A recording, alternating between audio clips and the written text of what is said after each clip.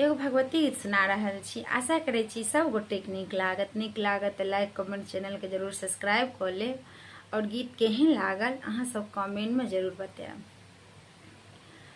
काली मैया हे दुखिया के दुख करो दूर। काली मैया हे दुखिया के दुख करो दूर। एक मनोरथ मैया आहाँ पुरबियो। एक मनोरथ मैया आहाँ पुरबियो। काली मैया हे भाई भातीजा राखब मोर। काली मैया हे भाई भातीजा राखब मोर।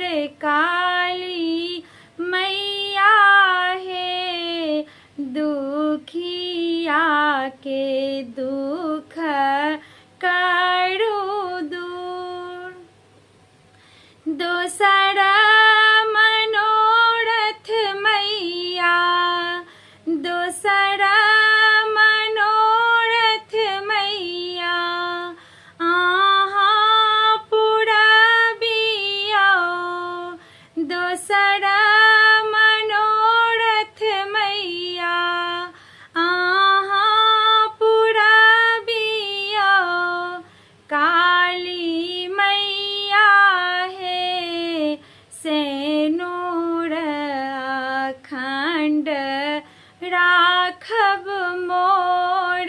काली मैया हे सेनुर अखंड राखब मोर।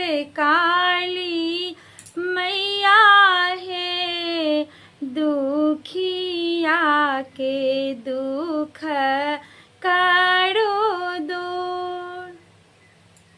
तेसर मनोरथ मैया आहाँ पुरबियो। तेसर मनोरथ मैया आहाँ पुरबियो।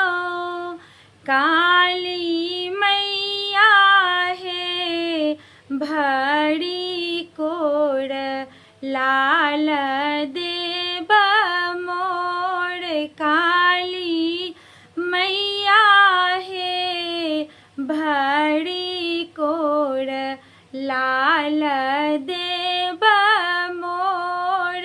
काली मैया हे दुखिया के दुख करो दूर। जहिना पुरलियै मैया सबके मनोरथ।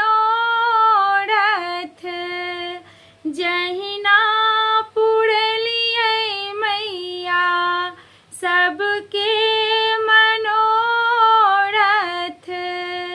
काली मैया हे ककरो नहीं आबै आँखिक नोर।